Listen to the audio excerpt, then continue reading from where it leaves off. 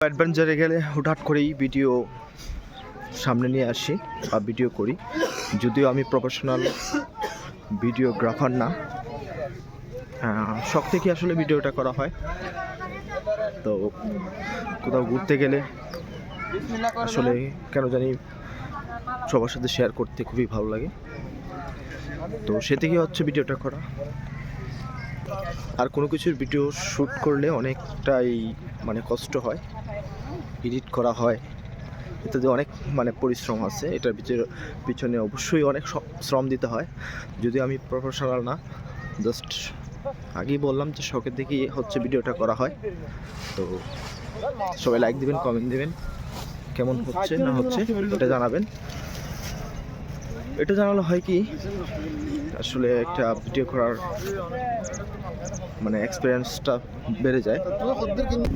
কক্সবাজার আসলে বরাবরের মতোই অনেকবারই আসা, কিন্তু জাস্ট সকালে কোনোভাবে আসা হয় না, কারণ সারাদিন ঘোরাঘুরির পরে আসলে সকালে উঠতে আর মন চায় না। তো তারপর আজকে খুব জোর করে উঠলাম যেন সকালে সমুদ্রটা দেখতে পারি। তবু নামাজ শেষ করেই বের হয়ে গেলাম, হাঁটতেছি। তো সকালের সমুদ্রটা দেখবো বলে। সকালের সমুদ্রটা এত সুন্দর লাগে আমার কাছে, আমি যদি আগে জানতাম যে সকালের দৃশ্যটা এত সুন্দর, তাহলে আসলে আমি এই বাকি যে সময়গুলো আসছি সে সময়গুলো আসলে মিস করতাম না। আসলে এখন সমুদ্র মোটামুটি অনেক একটু ফাঁকা, মানুষ আছে অনেক, তারপরেও এদিকেও অনেক মানুষ আছে, এদিকে অনেক মানুষ আছে, অনেকটাই ফাঁকা আছে। আসলে শীতের সময় একটু সমুদ্র ভ্রমণ করাটা একটু রেখেছি। বাচ্চারা যারা আছে আসলে প্রচণ্ড বাতাস আসে, তো একটু ঠান্ডা অনুভূতি হয়, মানুষের গোসল একটু কম করতে পারে।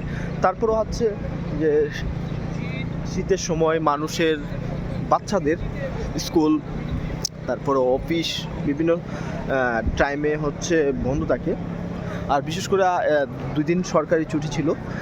বৃহস্পতিবার খ্রিস্টানদের বড়দিন ছিল, তো সরকারি একটি ছুটি, শুক্রবারের ছুটি, তারপর হচ্ছে শনিবারের ছুটি। যারা সরকারি চাকরি করে তাদের জন্য, ব্যাংক যাদের জন্য আছে তাদের জন্য অনেক একটা সুন্দর একটা ছুটির ব্যবস্থা হয়েছে এখানে। এটার জন্যই সবচেয়ে বেশি মানুষ এখন সমুদ্রতে। যাই হোক, আপনাদের কাছে শেয়ার করলাম, আপনারাও কমেন্টে জানাবেন কেমন হয়েছে সমুদ্র।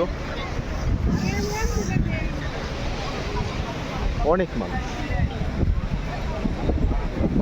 সমুদ্রের বিশালতা অনেক। সমুদ্রে আসলে মন আসলে অনেক ভালো হয়ে যায়। আর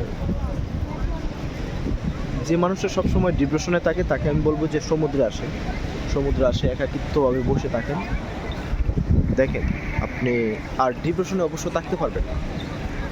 হ্যাঁ, তো আমি সূর্যের জন্য অপেক্ষা করতেছিলাম। আসলে সূর্য এখনও ওঠে নেই, আকাশে কোনো সূর্য নেই, শুধু কুয়াশা আর কুয়াশা। সূর্য ওঠার কোনো ভালাই দেখতে পারতেছি না। তো সূর্যের জন্য আসলে অপেক্ষা করব, আর এর মধ্যে আমরা একটু এনজয় করে দেবো। সবাই দেখতে থাকেন এবং সবাই ভালো থাকেন। আল্লাহ হাফিজ।